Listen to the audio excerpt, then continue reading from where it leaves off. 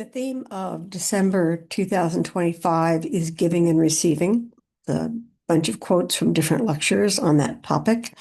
And this week I focused on creating a process for healthy flow, meaning that it is useful to focus on a healthy flow of giving and receiving, and then you can begin to notice what impedes it, what blocks it, what disturbs it, and which one is stronger than the other. So I like to think of a lot of spiritual matters as plumbing issues. It helps me, grounds me, um, to think in concrete terms rather than spiritual feelings, thoughts, and so forth. So I always think of it like bathwater. And you just want a loving back and forth flow, and you notice what impedes. And you go around it sometimes. That's what we have to do. And sometimes you just can't get a healthy flow going, but you will next time. But if there's a pattern, then that gives us something to address that can bring tremendous relief to a lot of issues. That's the emphasis on daily review, to be able to find a pattern rather than focus on one incident and another incident and another incident, because there tends to be a reason that will have many, many effects, causes that will have many, many effects. And it's easier to go find the cause and unblock that than chase after all the effects. So creating a process for healthy flow is about learning to understand the flow within you. So these are the subtopics or the different aspects of that. The first is that there's the natural inclination is to give out abundantly. Now, that of course is skewed from infancy onwards, depending on your life circumstances, how people behave towards you. And there's an inclination that we have. We're not tabula rasa, we're not blank slates. We have a personality. And when it doesn't mesh, there's turbulence. But it's important to go back to the idea that there's a natural inclination to give out abundantly, and that false giving happens when we attempt to use a forcing current to overcome a resistance, misinterpretation, distortion, blockage of some kind. We want to overcome that, so we push hard with our giving. If that becomes workable, if that seems to solve the problem, then we may stay in that forcing current. We may become very comfortable with that imbalance until it causes a problem. So it causes a problem by getting feedback from other people, or no longer feeling satisfied, or starting to feel that you're taken advantage of because you begin to notice how much giving you do. The idea is to notice how you have to force yourself to give to feel normal, and to consider adjusting the balance back and forth, to tinker with the controls. So why would the false giving be triggered? It would be caused by experience, but our experience is not the only thing. Experience is interpreted by us, and that interpretation takes place when we're very young. So a lot of life patterns that we are still acting out as so-called adults, we're technically adults, we're emotionally, perhaps socially, financially adults, but we may not be spiritually adult. We may still spiritually be in a kid state, an infantile state. And that's what we work on, that aspect. So experience can be misinterpreted when we're young, and then it carries through in life with certain trends of personality that we don't question until they no longer produce the solution. If they no longer work for us, that's when we question them. The later in life that you begin to question how you operate, the more concerning and disruptive it is. So it doesn't really concern us much when we change our minds in our 20s or our teen years. That's to be expected. But by the time you're 40, 50, 60 years old, you ought to know what you're doing. And to have a challenge to a basic life approach then can feel shattering and overwhelming. But if it needs to be addressed, it needs to be addressed. And what I speak of is the luxury, the privilege of being able to deal with that because we've gotten so many other things out of the way. And that's one of the reasons we do this later in life. Some of this stuff is very subtle and it needs a lot of time and attention that we were not able to give it before.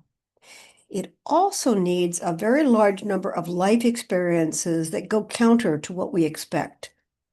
In other words, the pattern is very complicated and diverse, and sometimes you need 1,000 examples, not 3, to see a tendency. So to create a healthy flow, notice your relationship with, for instance, the idea of unconditional love.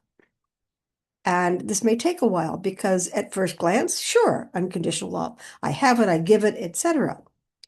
No one gives true unconditional love, and no one receives it. We can't, we're human. And there's an imperfection in there.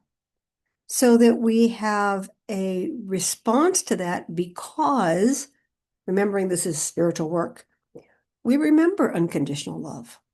In spirit, there is unconditional love. And so the human iteration of that is always going to be inferior in comparison. And we carry that memory inside us in our divine selves. So notice your relationship with unconditional love. Notice your projections based upon the imperfections that you experienced, how you overcome them, how you ignore them, how you go around them. Then notice your guardedness. Now, guardedness impoverishes and deprives. It is a solution to an experience that we've had or a series of experiences that we've had. And it contains a resentment. Oddly enough, guardedness is partly a defense against the resentment of not being given to. So we're not going to feel impoverished, so we put up a guard, and this becomes a vicious circle in itself. Our guardedness creates more impoverishment, more deprivation, and so we put up more guards to prevent us from feeling that way. There's a spiritual law that says that if you try to wall off an aspect of personality that is negative, so that it's only contained in a certain situation, that wall leaks. That you can't only be mean at work and loving at home, vice versa. You can't be kind to everybody you know and unkind to strangers. It will bleed back and forth. You can't isolate negativity. It will find a way it can be seen in every aspect of your life, but not as dramatically, so that you can come under the illusion that you're only a disciplinarian at work and you're kind and lovey and loose at home.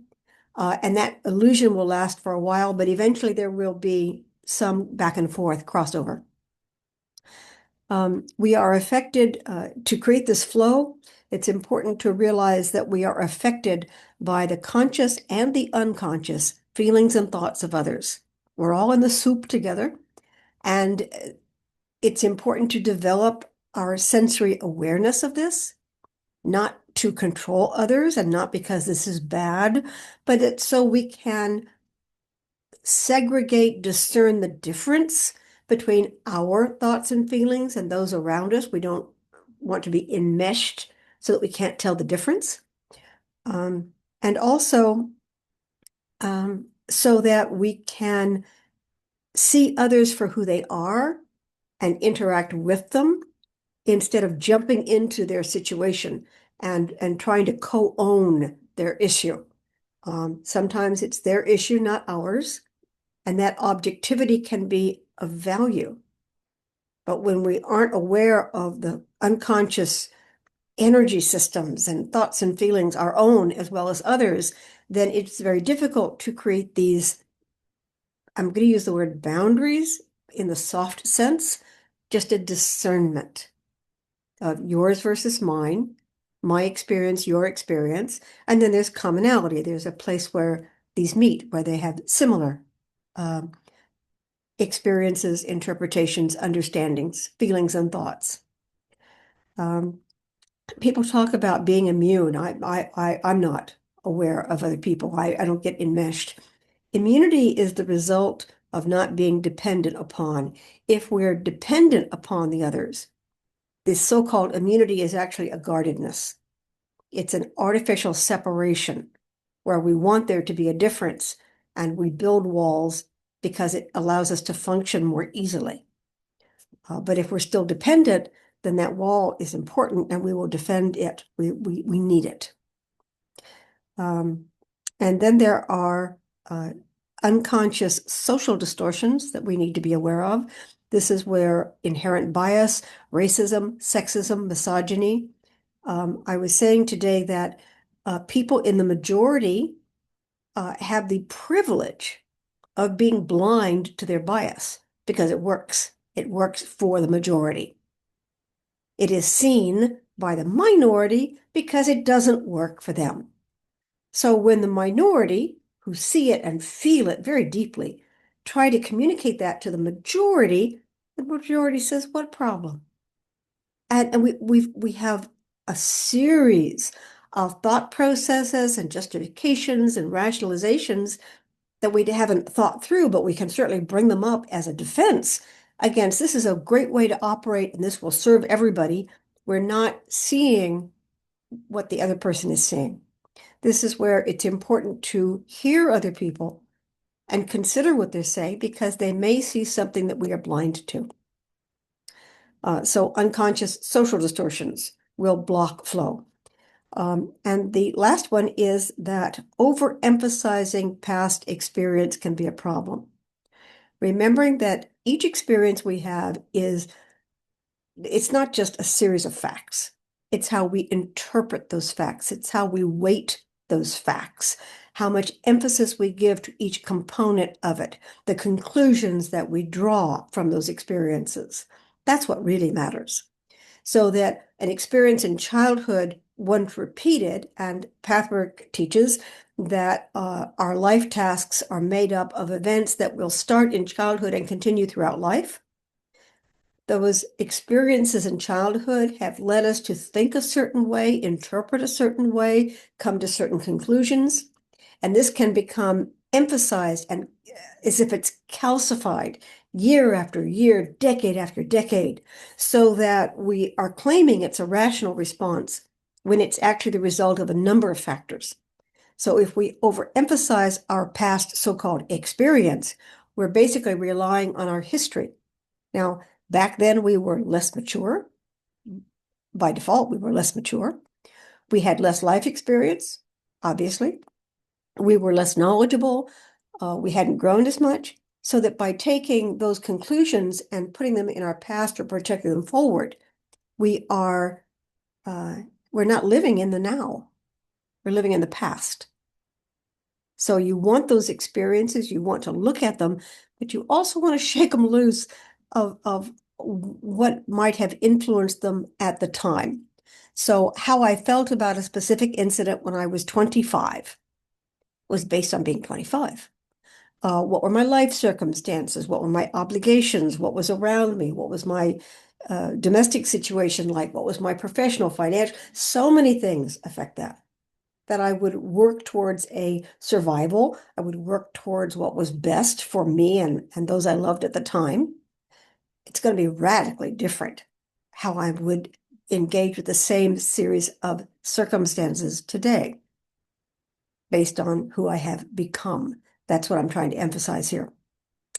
And the last point that I always try to end on an up note, the last point I made in this section is that love is self-perpetuating.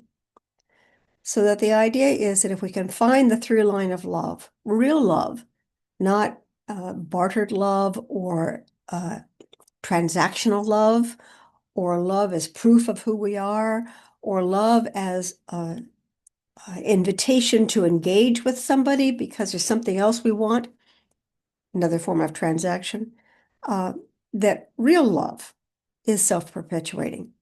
And what we're trying to do in this sort of spiritual self-analysis work is clean up the love so that it can just be wonderful the way it was designed to be, the way its nature is. And our nature is to give and receive, to love and to be loved. When that natural balance is disturbed, think of it in terms of ecology. When the natural balance is disturbed, you have all kinds of negative consequences, and it can be hard to track back to what factor was changed. But that's the work. That's what we do. So thank you for listening. It's holidays for many cultures and times in December's ending of this particular calendar year cycle. And so there's a lot of opportunities here. Sometimes I call family holidays free intensives, where you get to come up with a lot of interactions, reactions, a lot of emotional issues come up. I almost feel like I store them up, and then the following week I will take them apart. They're very hard to do in real time, and it's not necessary to have a perfect event, but consider that it might be a boisterous event. And please enjoy your holidays. And thanks for listening.